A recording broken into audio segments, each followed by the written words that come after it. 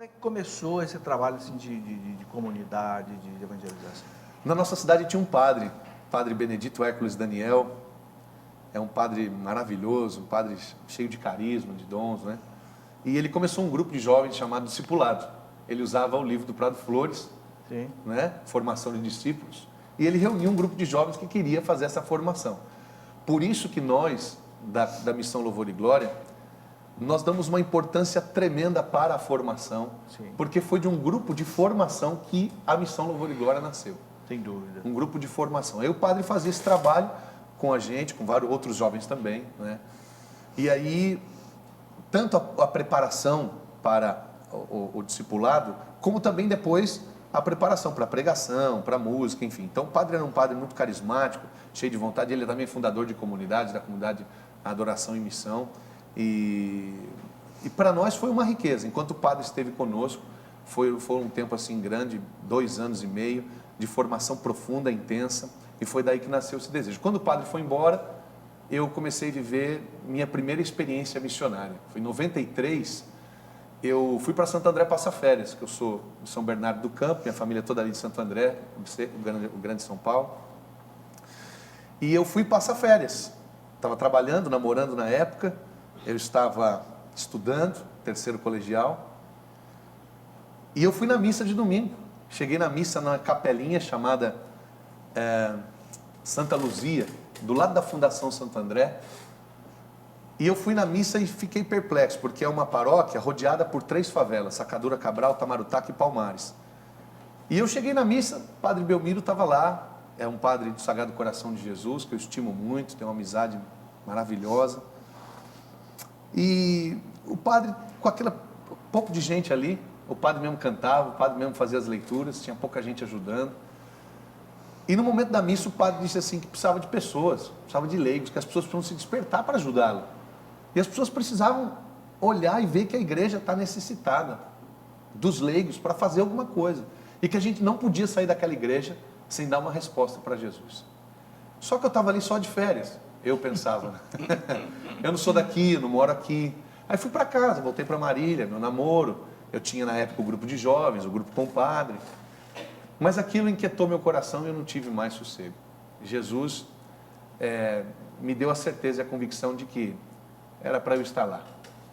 E aí eu fui falar com a minha mãe, por surpresa minha mãe não me apoiou, né? Minha mãe disse, você está doido? E eu falava para ela, mas a senhora não rezou para me converter? Mas precisa se converter, não precisa ficar louco, sair falando aí para a moça, aqui não. Não tem essa besteirada toda. Mas eu entendi que minha mãe talvez pensava que era aquele anseio do jovem, né? Eu tinha 18 anos de idade, fogo de palha. E eu estava namorando e tudo mais, falei com a minha namorada, mas eu não consegui segurar, não consegui conter aquele desejo. Eu disse para minha namorada que eu precisava disso e não terminamos o namoro. Eu me lembro que eu saí de casa, minha mãe falou assim, se você for, você vai ter que ir com a sua roupa amarrada no lençol, porque mala eu não te dou. E eu amarrei minha roupa no lençol. É mesmo? Saí literalmente com uma trouxa de casa.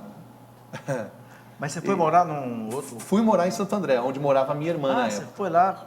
Entendi, Onde lá o padre na chamou. paróquia, onde o padre me chamou. Entendi. Cheguei lá e falei, padre, estou aqui. Eu vim ajudar. E começamos o trabalho de evangelização. Na época, minha irmã morava junto com meu irmão lá, e meu pai também, né, que vocês são separados. Meu pai morava também em Santo André, São Caetano. Então eu tinha que trabalhar para me sustentar, né, durante o dia. Tinha que estudar e ainda arrumar o tempo para ajudar o padre na paróquia. E era um trabalho muito intenso, muito intenso. O padre tinha um trabalho muito forte ali com as comunidades carentes, com os pobres. E todo mundo sabe que esses lugares, é muito forte o tráfico de drogas, não é? É muito forte a influência que essas pessoas, esses líderes, né, de tráfico de drogas têm sobre a comunidade carente. Então era um trabalho muito intenso. Então eu, graças a Deus, tive a alegria de ficar ali durante 1 ano e pouquinho, ajudando o padre. Depois eu deixei o trabalho e comecei a me dedicar só à evangelização. E aí eu fiquei o tempo todo só me dedicando à paróquia, ajudar o padre com os grupos de orações e tudo mais. E foi um ano assim para mim maravilhoso, né? Começamos um grupo de oração lá na paróquia, era de sábado à noite, porque o padre disse, não tenta fazer outra coisa dia de semana que as pessoas não vêm, eles trabalham muito, né? Então, ABC ali, a vida do povo é muito corrida. Então fazíamos de sábado à noite, recebíamos ameaça, né, dos traficantes por causa do grupo, mas durante muitos meses o grupo de oração era 4 pessoas, eu, minha irmã, meu cunhado, meu sobrinho. É mesmo. Às vezes eu falava... Começa sempre assim. É a semente, né? A semente. Às vezes eu falava para animar assim, quem quiser vir aqui na frente receber oração, aí vinha minha irmã, meu cunhado, meu sobrinho. Então era essa experiência que nós começamos a viver. Mas pela primeira vez começou a ser confirmado no meu coração. Eu entendi porque Deus tinha me levado a Santo André. Que Deus queria confirmar no meu coração esse chamado missionário. E pela primeira vez eu comecei a ver os frutos da palavra. A palavra que nós anunciávamos, a palavra que nós pregamos. Você começa a expor a sua vida. Eu me lembro que dia 12 de outubro era a procissão que o padre ia fazer com Nossa Senhora Aparecida. Ele ia passar nas 3 favelas. E o traficante mandou um recado para o padre. Se o senhor passar aqui na rua tal da favela, nós vamos matar quem está segurando a santa. E o padre falou para mim, eu vou com o megafone e você segura a santa. É mesmo? Ele é um gaúcho, né? E assim, muito determinado. E eu confesso para o senhor que aquele dia eu vivi o vale escuro da sombra da morte. Eu pegava a Nossa Senhora Aparecida, segurava na mão e aquele recado do traficante não saía da cabeça. Eu vou matar quem está caçando. Esperando a hora. Às vezes eu olhava do lado para ver se eu revezava com alguém. Mas era eu, aquele dia que o padre escolheu. Você vai caçando, eu vou com o megafone. E o padre pregava e falava e rezava e cantava. E naquele dia o Senhor falava que queria a gente mesmo, assim, né? Trazendo a palavra, a mensagem. E de que o Senhor nos protegeria, né? E foi uma experiência engraçada ao mesmo tempo, mas tão maravilhosa, que encheu o nosso coração de coragem.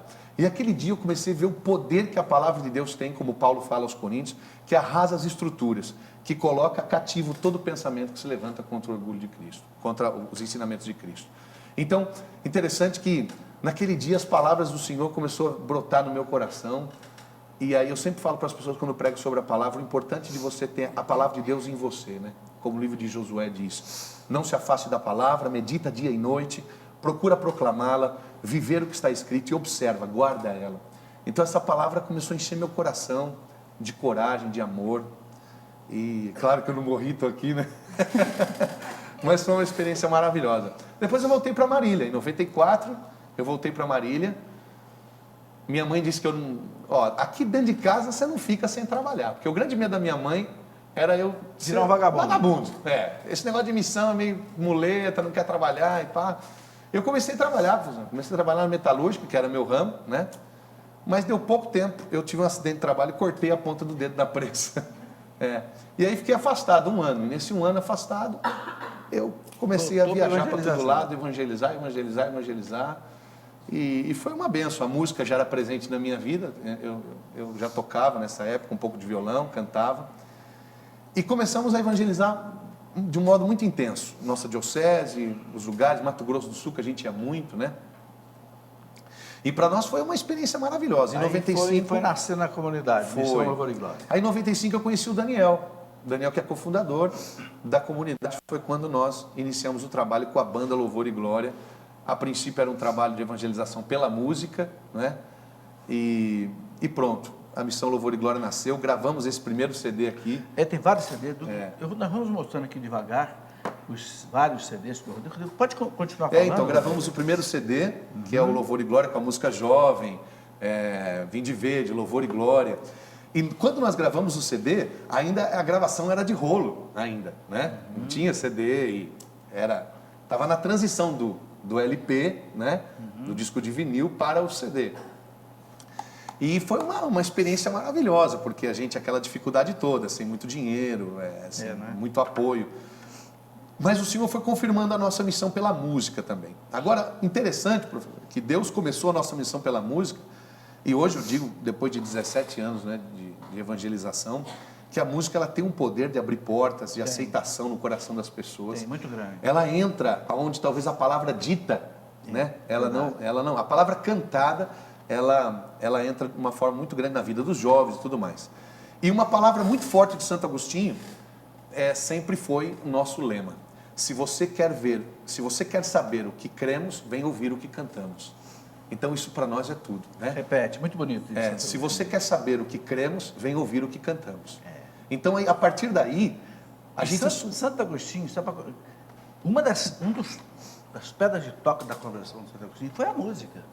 Ele fala nas Confissões que quando ele ouvia a música cantada dentro da Catedral de Milão, ele diz que as lágrimas corriam. É verdade, é verdade. As músicas de Santo Ambrósio, né? Pois é, então. E são experiências riquíssimas que as pessoas têm. E tenho certeza que todo mundo, quando fala, eu tive uma experiência com Deus, tem sempre uma música junto, né?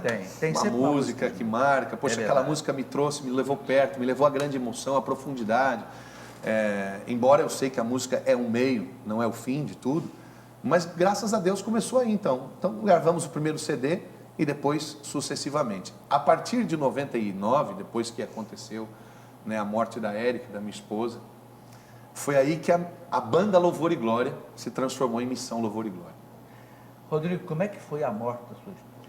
Então, professor, foi um dos momentos mais difíceis, assim, da nossa vida, porque a Érica Vocês tinham quantos anos de casado? Eu tinha 1 ano e 8 meses de casado. Já tinha uma filha? Já tinha uma filha de 5 meses. Que hoje está com quantos 13 anos? 13 anos.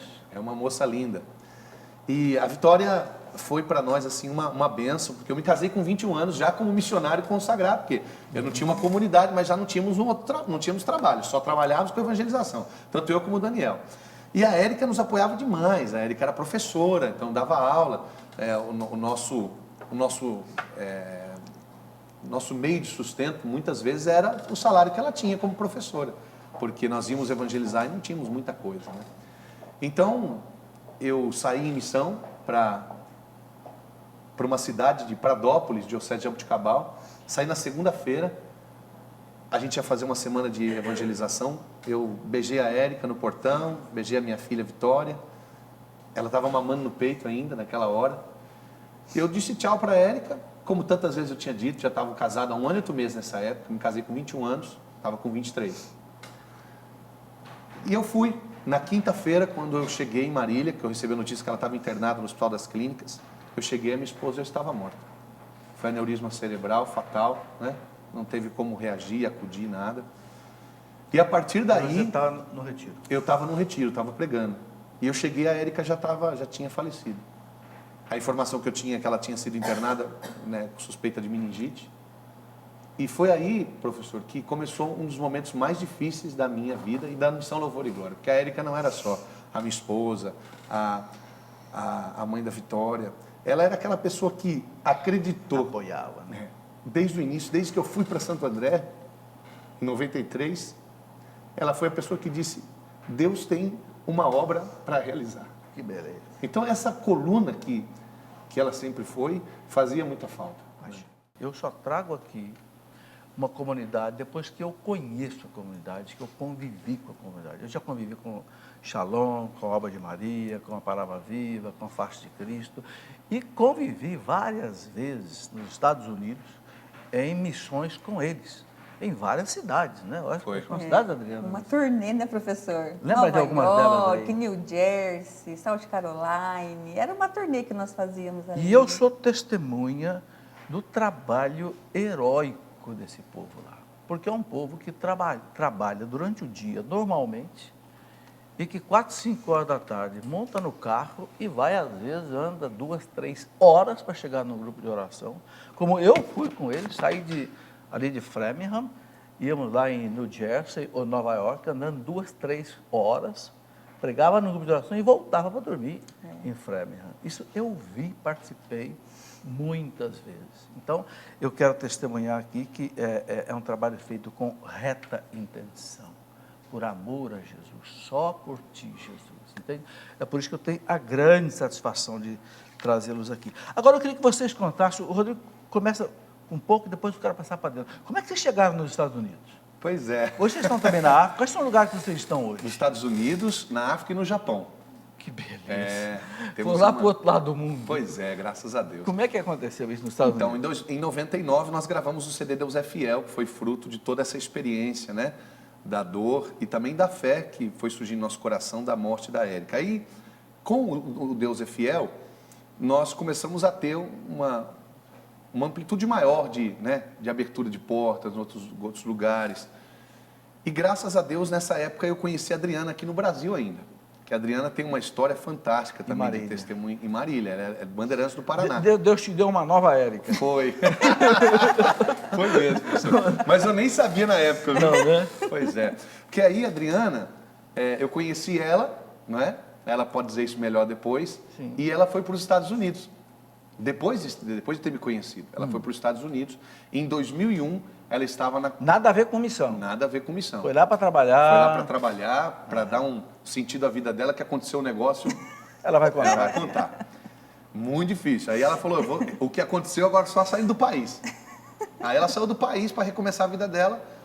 E lá Mas o roubo foi tão grande assim. Pô, nossa senhora. No Brasil não cabia pra ela, não. O Brasil ficou pequeno para ela. Ficou pequeno. E aí? Aí ela foi para os Estados Unidos e recomeçou a vida dela. Lá ela começou a trabalhar como house clean, como, né, limpa a casa. E começou a, né, cuidar de... Foi babá de cachorro.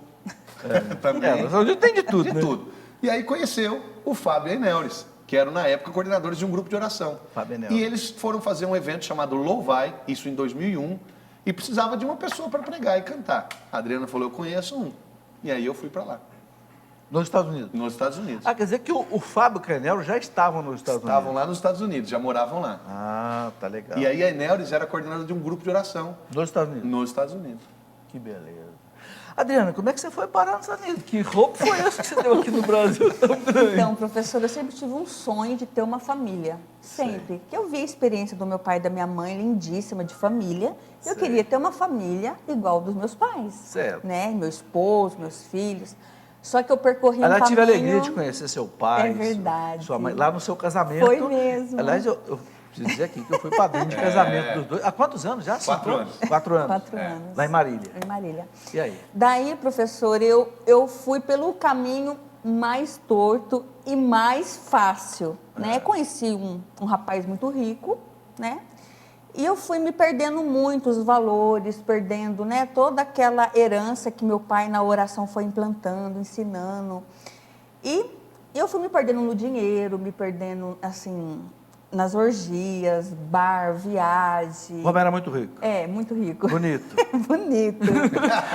Só que totalmente assim, perdida. E eu via, né, que eu não tinha paz, não tinha alegria naquele relacionamento, mas eu insistia porque eu queria me casar e ter uma família. E ele ia dar tudo que, aparentemente, né, eu sonhava. Vida boa. Estabilidade, né, uma vida Restaurantes boa. bons. Daí eu né, fiz faculdade, sou economista, comecei a trabalhar na Caixa Econômica. E assim, muito assim, dona de si, né, segurando tudo assim nas mãos, rédeas. Até que fiquei, foram 8 anos de relacionamento, fiquei 4 anos noiva. E assim, perto do casamento, meu noivo me traiu. E a moça ficou grávida e ele se casou com ela e não comigo. Meu Deus. Então foi um desastre assim para minha vida, porque eu vi meus sonhos totalmente, que foi construção de 8 anos, né? Totalmente indo assim para o Desapareceu. buraco. E como que eu ia reconstruir tudo isso? Mas do nada Deus faz tudo, né? Do mal Deus tira o bem. Do mal, do nada. E naquele momento de perda mesmo, entrei numa depressão muito profunda. E assim, com muitos vícios, do cigarro, bebida, e muita depressão. Eu não via assim para onde, porque daí não tinha emprego, né? Não tinha mais emprego na Caixa. Porque como eu ia embora, não tinha por que eu me dedicar ao trabalho, ia ser rica, né? Então eu larguei tudo. E me vi sem nada, uma cidade muito pequena, eu muito comentada, muito falada, enfim. Até que numa madrugada, isso há 10 anos atrás, mexendo na televisão, com muita depressão, sintonizei na Canção Nova. O Rodrigo estava dando testemunho dele. Fazia pouco tempo que ele era viúvo. E naquela madrugada, eu vendo aquele moço falando de amor, amor pela esposa, né? E emocionado. E eu dizia, meu Deus, é esse amor que eu quero para mim. Esse amor, né? Eu falei, a esposa dele está morta e como que ele...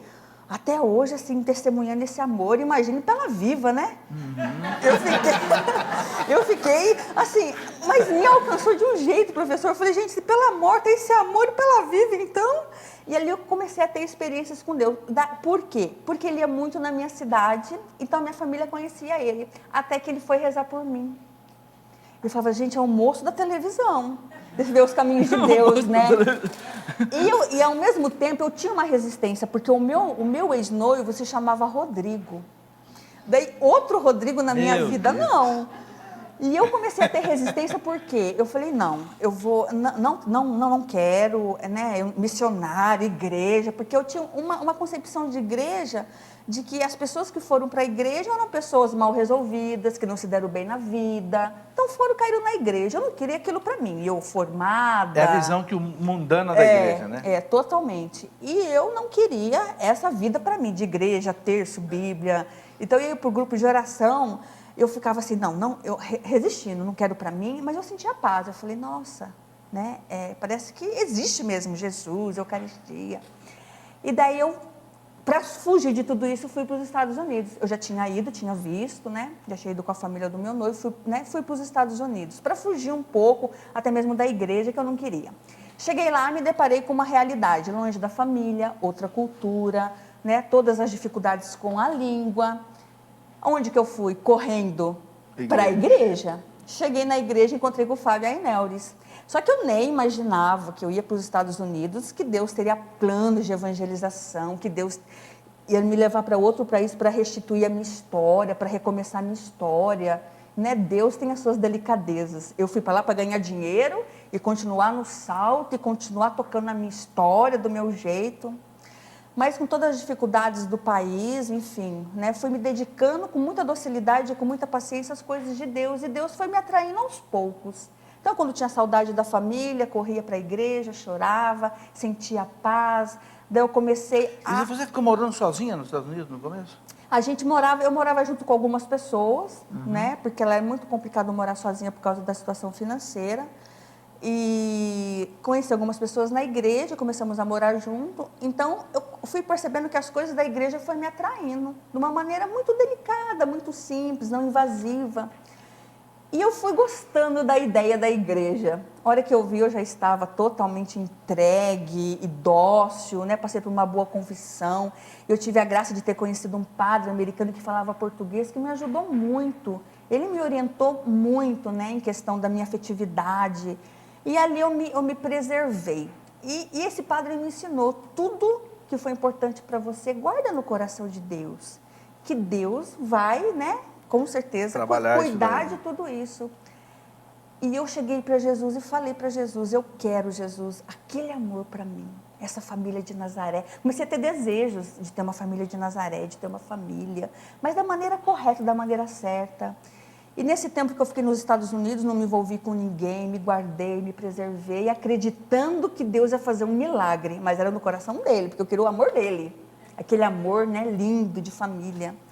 E depois de um ano, a minha família mandou uma fita de vídeo para matar a saudade e finalizou a fita com o testemunho do Rodrigo na Canção Nova. Falava, ai gente, o amor da minha vida, né, que eu sei toda, assim, apaixonada, só que ao mesmo tempo era um pouco desequilibrado devido à minha afetividade, né, fazia pouco tempo que tudo tinha acontecido.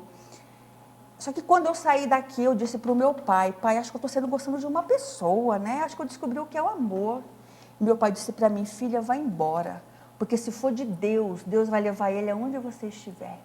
Vai embora, vai livre para viver os planos de Deus. Meu pai é muito profeta, rezou a vida inteira pela minha conversão. E eu fui muito livre. E depois de um ano, chegou essa fita de vídeo nas minhas mãos, né? E eu sempre assim, cultivando, guardando no coração de Deus todo o meu sentimento, eu perdi contato, não tinha contato com o Rodrigo. E daí, apresentei a minha família para a Enéuris e o Fábio. Só que eles se interessaram, foi pelo Rodrigo. E daí, não, vamos fazer um evento e vamos trazer o Rodrigo aqui. Eu dizia, ele não, né? Porque imagina que vai concretizar aquilo que o meu pai falou, se for de Deus, Deus vai trazer ele onde ele... Imagina, né? E aí entraram em contato, e na época que o Rodrigo foi para os Estados Unidos, foi quando caíram as torres, ninguém entrava no país, ninguém saía. Muito difícil. Eu falei, não vai conseguir o visto. Rodrigo chegou. Imagina, eu fiquei sem minhas pernas, né, professor? Nossa, o amor da minha vida estava chegando. Só que tudo muito imaturo ainda, né? E daí começou todo esse processo do Rodrigo para os Estados Unidos. E daí esse padre me incentivou a abrir meu coração para ele. Eu, muito inocente, abri meu coração para ele, dizendo que eu amava muito. E ele muito duro, dizendo: eu amo a Érica, né? Não vou me casar de novo, isso não é para a gente, eu já tenho minha família, vai construir a sua família, porque ele sabia do meu sofrimento, tudo que eu vi com meu noivo. Então ele dizia: não, isso não é para nós, e muito duro, muito seco, né? Muito assim, meio bravo. E eu dizia: mas te amar me faz tão bem, então eu vou prosseguir, vivendo a minha vocação, o meu chamado e te amando, né? Porque o amor é muito livre. Quando você realmente ama, você deixa livre, né? E eu fui, né, com toda... Deus foi na simplicidade, trabalhando muito a evangelização. Eu fui me dedicando a essa evangelização, de passar essa experiência para as pessoas que estavam lá há muito tempo, com saudades da família, a indicar o caminho para as pessoas, o caminho da igreja. É um trabalho muito bonito que eu pude perceber lá. E nós, com muita simplicidade, né, colocávamos os produtos no carro e saíamos nas igrejas, no final da missa, até mesmo americana, portuguesa, distribuindo os nossos produtos, oferecendo. E os brasileiros começaram a ser alcançados primeiro pelos produtos de evangelização, que chegava até eles. Pessoas, assim, muito tempo, né, longe do Brasil e longe da evangelização, por causa do muito trabalho. E daí começou todo o processo das idas do Rodrigo para lá. E realmente a gente vê que foi realmente Deus que fez tudo por nós. E você ficou quanto tempo nos Estados Unidos? Você voltou para o Brasil, né? Eu fiquei 8 anos lá nos Estados Unidos. 8 anos.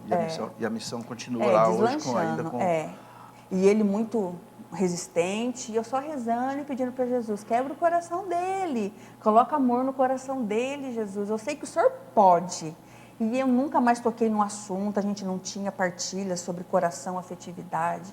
Nós, muito reservado, muito amigo, muito irmão, né? Muito tranquilo. E durante esse tempo todo que você trabalhou nos Estados Unidos com a missão, como é que você se mantinha, como é que você trabalhava, o que você fazia? Então, eu limpava a casa.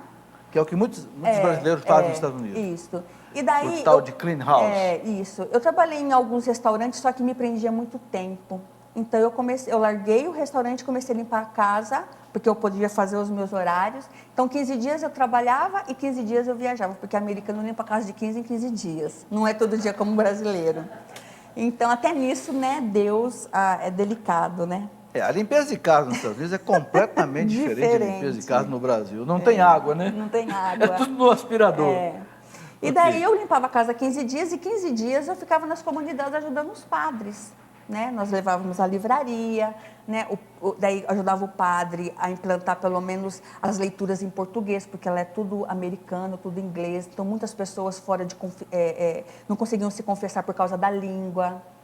Então Deus foi abrindo realmente o caminho e a gente foi ajudando, primeiro no trabalho, atrair as pessoas do trabalho, e depois as missas em português, né, que ela tinha. Bom, para encurtar a história, há 4 anos atrás vocês se casaram em Marília, eu fui padrinho e você já tem uma menina hoje de 1 ano de idade. A Sofia de 1 ano. A Sofia, uma belezinha. E foi um presente, porque quando ele realmente se abriu, né, para um novo relacionamento, ele me pediu em namoro, e para mim foi um susto. Falei: é um milagre, né? Será que já está acontecendo um milagre que eu estou esperando? E foi muito tranquilo, né? Ele se abriu, acho que você pode estar falando. Em 2005 nós começamos a namorar. E aí em 2007 nos casamos. E a missão sempre em frente. Sempre em frente. Isso nunca foi E hoje vocês tocam a missão ali em Marília. Tocamos a missão em Marília, ela cuida da parte Mas você viaja administrativa. muito, né, Rodrigo? Viajo muito, professor, viajo muito. Viajamos, porque só as viagens para fora do país, então eu passo 2 meses nos Estados Unidos, em 2 períodos, né? Porque eu cheguei para os Estados Unidos 4 vezes por ano, no início. Hoje eu vou 2 vezes por ano. Fica lá? Fico lá no período de 2 meses. Aí eu tenho 1 mês no Japão para ajudar na missão lá, viajando no Japão todinho, né? Correndo também as comunidades. Porque a gente não vai só para Framingham, né? Então, como o senhor viu lá, a gente anda os Estados Unidos todo. Então, são mais de 15 estados. É uma coisa são mais de impressionante 60 que esse povo comunidades, 70 comunidades. Esse povo sai de Boston, que é lá no nordeste dos Estados Unidos, desce na Flórida, que é Isso. no sul dos Estados Unidos, para pregar.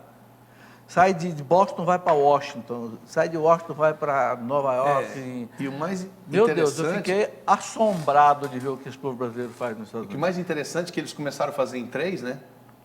O Fábio, a Neuris e a Adriana, hoje são mais de 30 fazendo a mesma coisa. E lá no Japão, como é que é? No Japão também. Eu fui em 2004 para lá, aí conheci a paróquia Nossa Senhora Estrela do Mar, é onde tem os brasileiros em Yokkaichi, na Diocese de Kyoto. E lá é um padre espanhol, né, que toma conta da comunidade brasileira. E quando eu conheci o padre, ele viu na Missão Louvor e Glória um grande apoio para ajudar na evangelização dos brasileiros. Catequese, preparação de batismo, cursinho de noivo, grupo de oração, tudo que a gente pode fazer, a gente trabalha na paróquia. Tem muito brasileiro no Japão. Muito né? brasileiro. Aí aconteceu que a partir daí as comunidades também nos chamam. Então, uma vez por ano eu vou lá, fico um período de 30 dias, e aí a gente vai percorrendo todas as comunidades, fazendo formação, avivamento, fazendo o trabalho de formação também, e todo esse período fazendo missão, atendendo as pessoas, atendendo as comunidades.